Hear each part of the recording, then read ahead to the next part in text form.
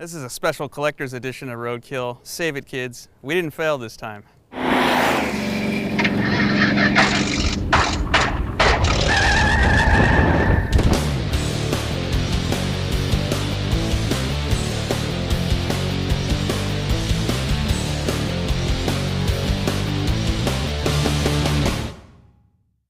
This time on Roadkill, we are going to take a 73 Suburban that we've never driven and use it to haul a 55 Chevy body 1,100 miles to Jim Meyer Racing in Oregon to build Finnegan's dream car.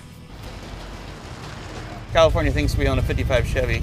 This is the it's legal as far as you know state of California. Yeah, California says you own a car. Is this a street? Yeah, this is nice. He supposedly has like 30 cars here. I don't know where he's going to fit those in a 30? In a track. This must be the guy. Yep, that's him.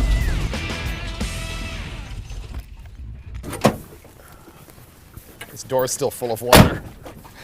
They'll teach us to wash the car. Here it's sloshing. Hey, Don. How you doing?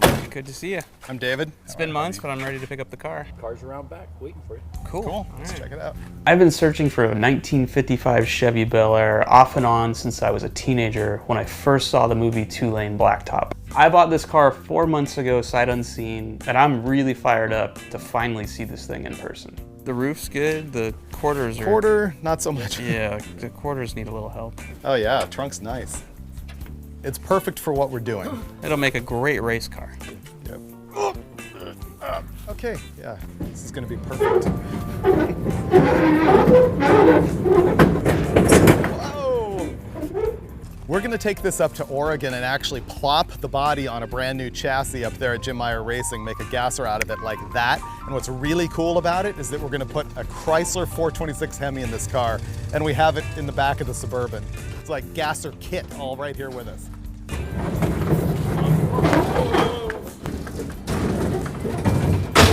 Whoa! Whoa. You okay? Yeah, okay. We're about to leave Hemet, home of Don Edwards, the guy who sold me the 55 Chevy. And it's all strapped down, or at least as well as we could strap it down. So now we're gonna drive 1,000 miles up to Oregon. Is it that far? Yeah, 1,100 actually. That's not good. Is the Suburban gonna make it? we better find out. Let's go. Better start now while it's still daylight. You drive. All right.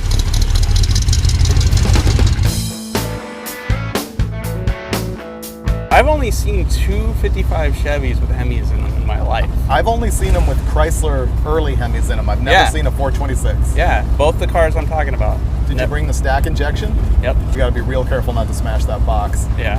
Am I going the right way? Sure. Am I supposed to be directing? I think so. And there's an ostrich. Holy crap. I've never seen an ostrich in real life. You never have? I kind of want to stop and go look at the ostrich. Make some ostrich McNuggets? Oh my God. Look, buffalo. Wait, is that those are buffalo. Holy crap. You're right. Have you ever seen one in real life? I've never seen that or an ostrich in real life. I thought we killed almost all of these. We tried. Best day of work ever. 55 Chevy, 426 Hemi, ostrich, buffalo. Yeah, best day of work ever. Doesn't usually happen. No.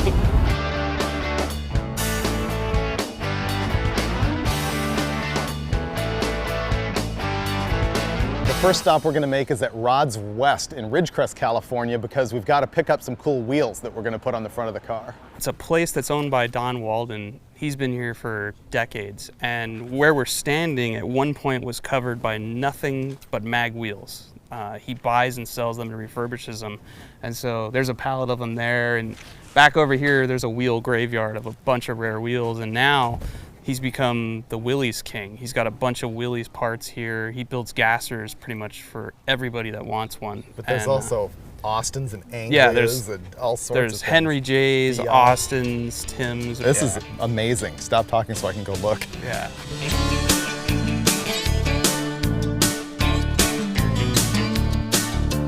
People would lose their mind if you gathered all this up and went to the Pomona swap meet with it. Oh my God. Died and gone to heaven. Just want to take it all with me.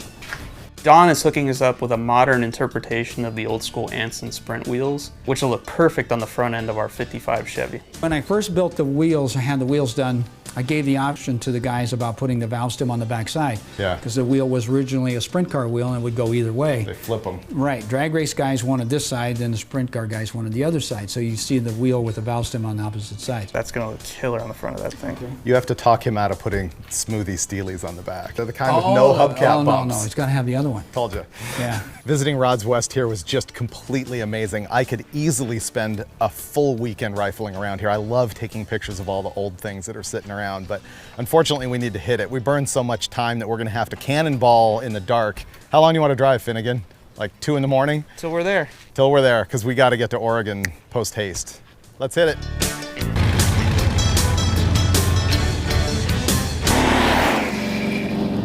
The Macho Grande has been doing excellent so far, but it does need some routine maintenance. Spark plug wire kept falling off, and it only runs 7/8 as well as it should on 7 cylinders. We're gonna save that plug wire we took off because it's still good, and we're gonna put it right here with our spare dipstick in the fender where it belongs. Yep, with the old man rag, maybe a couple wigs stuffed in there for quieting it down. It's a good hiding spot. Yeah, that's not short. All right. We can just run that way around the motor You know what? and come back twice. If you wrap this around this a couple times, I'm thinking that it might magnetize the inlet and give us better fuel mileage. Lines up all the molecules. Right. We're gonna get at least 6 miles to the gallon now. Pour fluid in, let's go.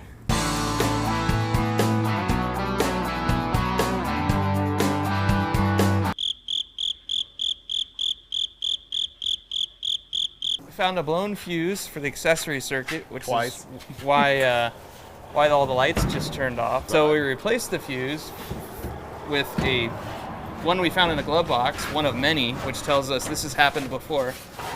So now we're actually going to try and troubleshoot why it's happening. Yeah, the used car forensics tells you that when there's 4 packs of 20 amp fuses in the glove box, there's a frequent issue, for sure. I can't say for certain who wired it, but whoever they are should be kicked in the nuts, drug out in the street, and shot, because there's about 9 splices to connect this much wire. So we just hacked a bunch of it out, taped up what we could. I don't know if that's going to fix it, but we'll put another fuse in and see how far we can get this time. What time is it, and how many hours do we have until Oregon? We need to be there Friday. Today's Wednesday. Oh, no problem. Yeah. Still got lights.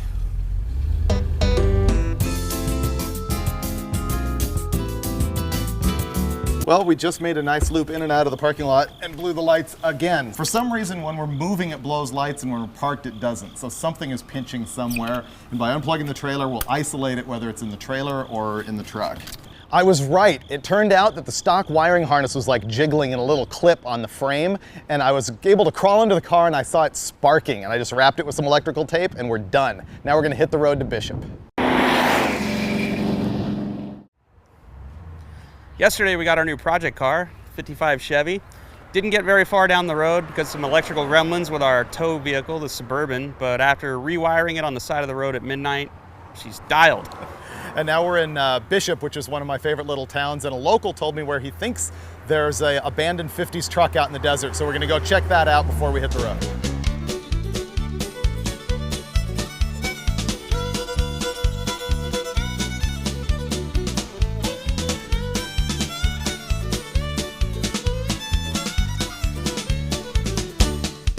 There's a lot of trash in the desert here, like old trash.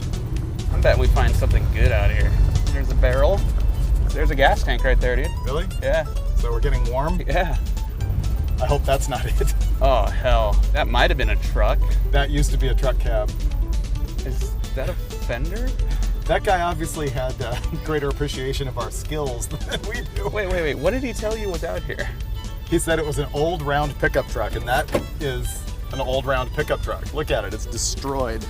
There ain't a round surface left on that thing. I see a fender, or no. Oh my God. Okay, there's good news and bad news here. The good news is I have complete confidence that we could get that home on the back of the trailer. The bad news is there's absolutely no reason to. Oregon bound.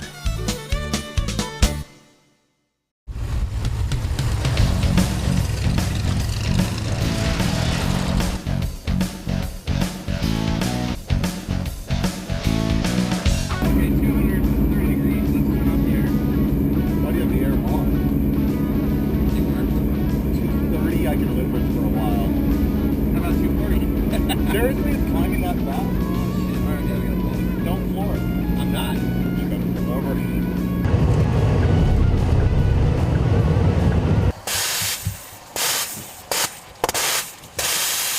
Oh, it's bad. Long grade, old truck. We put a new radiator in the Macho Grande before we even left, but it was no match for this big long grade at wide open trying to get out of Bishop. And so we overheated, and overheated pretty bad. We've been worse though. I think we'll be good. Is it walkable down to the water place? Couple miles. Every road trip, the hood comes off. I know. Let's strap the hood to the roof. That would fix this. All right, I'll walk down the hill.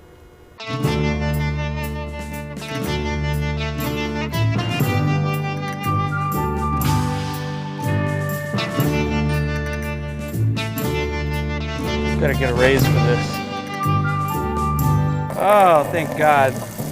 That was the easy part. Carrying this up that hill is gonna suck. Suddenly I have to pee. They could have been a bigger spout on here. Just saying. Up the hill. Well, somehow this is Freiberger's fault. I can't pinpoint how or why, given that he was pretty much in a coma in the passenger seat when I drove us up this hill too fast. But after hiking all the way down the hill to get the water and to come all the way back up, I've decided it's definitely not my fault, it's all his fault. And if that's not enough water, he's hiking down the damn hill to get the rest of it. How much oil should be in the water? I know how we can do a roadkill and never boil over once. Don't leave home? Get a Volkswagen. What bugs me is we actually were proactive about it this time and put in a radiator. New one, not even record. That's amazing it still has that much pressure after this long. Well, it just means the freeze plugs are still in there. It's good news. This reminds me of the Alaska trip. This reminds me of the Jaguar trip. This reminds me of... Buick. This reminds me of... Told you, deja vu. This is every trip. Yeah. Any minute now, we'll cut to a clip of us driving with the hood off this thing. One time, I had a friend, Tony, who his 340 Duster did this, and he like leaned way back and got the cap off and nothing happened. He goes like this, right in the face, like melted, literally, skin was hanging off of him. It was pretty bad. So go ahead and pop that. Ah! At least I didn't scream. You put the water in.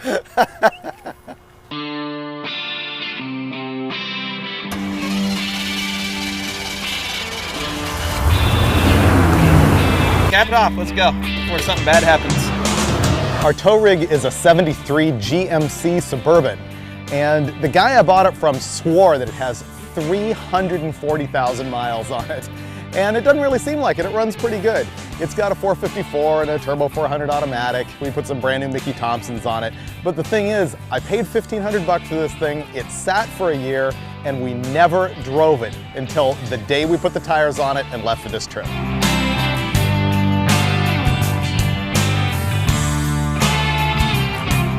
Our route here is the 395 North in California, which takes us all the way up to Reno. It's a great drive, lots and lots of wilderness and neat little towns. This is Mono Lake, which is actually a salt lake. It's actually the same place we drove when we took that El Camino trip a few episodes back.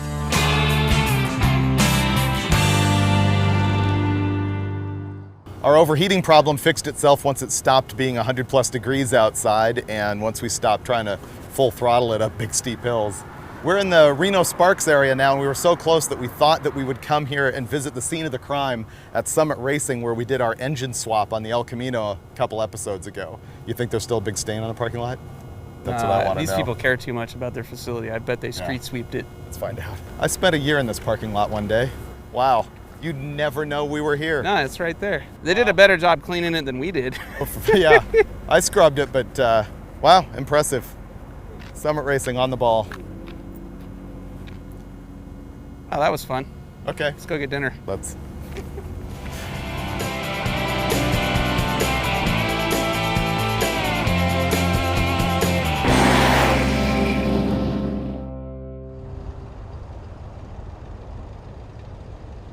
We are in Klamath Falls, Oregon. Got up this morning, got pulled over by the cops. And now I'm waiting on Freiberger to answer some emails because he's kind of a big deal on the internet, and we're gonna head to Lincoln City hopefully today. So you'll note that the car is running, and we've been getting about 6.5 miles to the gallon so far in this trip. That's not helping our cause. I can't turn the car off right now. It's custom. Oh, here we go. Idling down. Come on, baby, stall. Okay, throttle's backed all the way out and it doesn't want to stall. In gear. And it won't die. I'm gonna have to reach in there and disconnect the power wire to the distributor.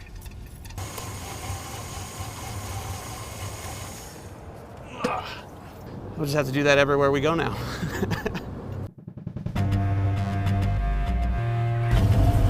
All right, we got a full tank of gas, a radiator with water in it. That's amazing. Under 300 miles to go, and it's still daylight out. You were supposed to turn on the 39. Okay, where was that? Back there at that sign that said 39. Oh. Okay, we're gonna turn around again. Fantastic navigating, Mike Finnegan.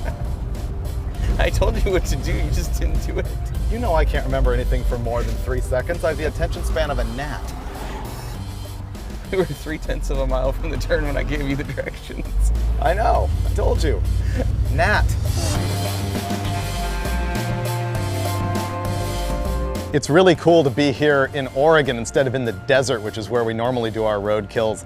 Right now we're heading sort of northeast across the state, and we're headed towards Lincoln City, which is right on the ocean.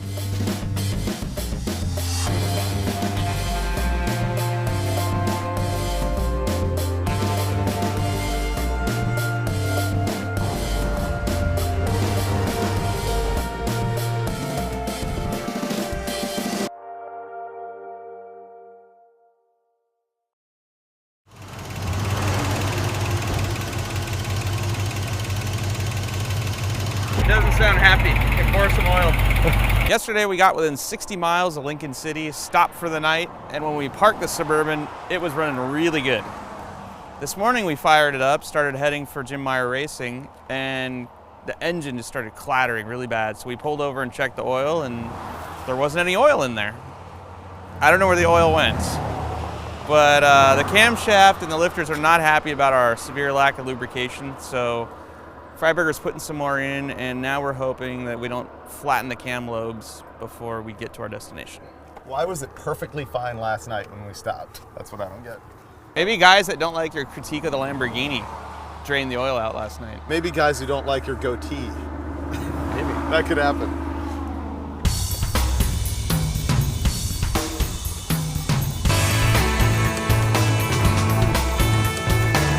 Oh, we're almost 15 miles away. We are so close. Are you excited? Dude, I'm about to piss myself. Please don't. Truly the greatest thing about this project is by the end of today, it's gonna look like a car. It's not just gonna fester around forever hoping that it's cool. Ask me how close we are. How close are we? 1.8 miles to paradise. Let's stop for breakfast, I'm hungry.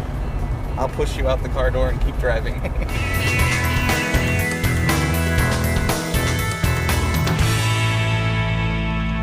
Jim Meyer Racing is like a gearhead paradise right near the cool tourist area of Lincoln City. He's got this great shop tucked away in the woods. He's been here like 25 years just doing cool gearhead stuff. He's got old motocross bikes, weird old hot rods, but the main thing that they do here is they make complete rolling chassis that you can just slap under your car. I've heard of this place forever and seen their ads and stuff, but it's always cool to show up and find out that it's a real place with real, genuine hot rodders. The better you can get the car to start out with, of course, the better your build's going to be and the less expensive it's going to be. But, you know, for even the dents and the quarter panel the way it is, it's not going to take much to put this thing back together. We've got about, I don't know, 24 hours before we've got to hit the road, so we should probably get to work and throw this thing together. Yeah, we'll get a plan going here. I got 5 guys here today, so I don't think we'll have any problem getting this thing going on. Oh man, that's nice. Wow, that's way too good for you. I really don't deserve this. It's better than I imagined it. I mean, I've been drooling over a photo that big on the website for a year now. Way better in person. Amazing welds. The construction's really nice. These guys don't mess around. We're gonna roll the chassis out and back the trailer all the way in and try and get it straight onto the lift.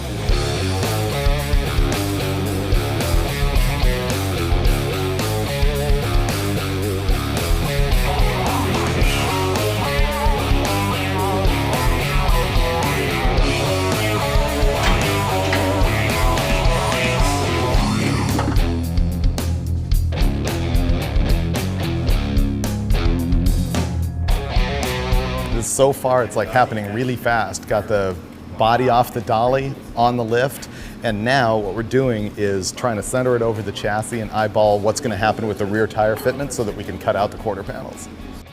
I've been looking forward to going to Jim Meyer Racing's place for a long time because these guys know what they're doing. They've been building hot rods forever. Just being around mills and lathes and plasma cutters, that just makes me warm and fuzzy inside, so it's awesome to be here. In a traditional gasser style car, the rear quarter panels on a 55 Chevy have to get radius cut so that the 30-inch slicks will fit, and then they stick out just a hair, which is part of the reason why the cut is so tall, so that when you drive the thing down the road, if you hit a bump and the suspension compresses, the tire has room to go up without damaging the body. That is awesome. I love the sidewall on that tire. Looks like a truck tire. Yeah. We've already cut that side out, made a template of it. Now we're going to transfer it to this side, cut this side out.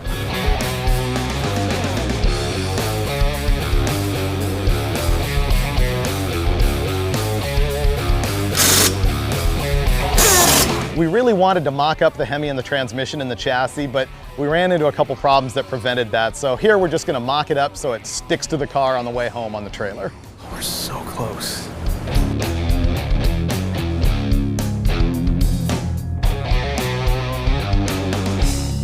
Break out the intake manifold. Yes. This is the key to the look of this car. I have had this Enderley mechanical fuel injection setup on my shelf forever. And when I knew we were going to build the car, I knew I had to give it to Finnegan. This thing looks right. Like that. And I didn't get socks this year. Woohoo!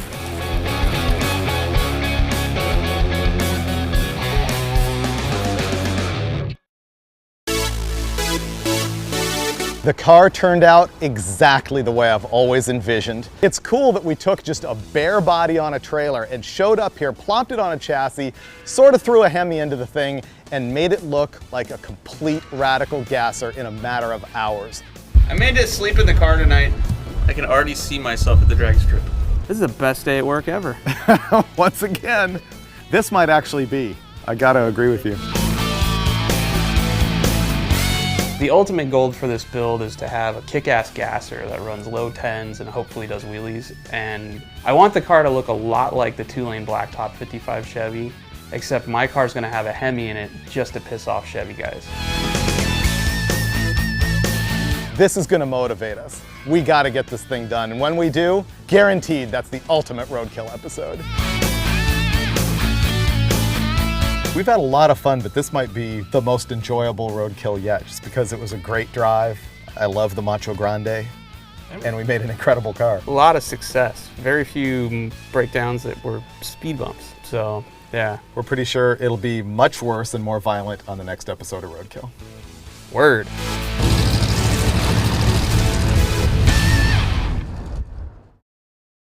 I froze my nuts off in this parking lot.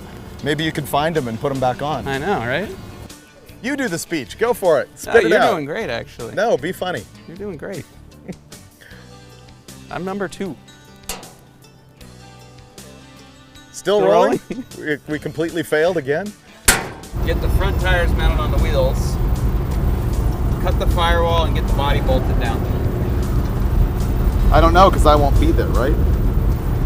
You're gonna punk out and leave early? Thank you. Why that didn't fit right. Look, you got lice now. Yeah. Merry Christmas. Whoa, whoa, whoa, dude. Dude. Careful, all right?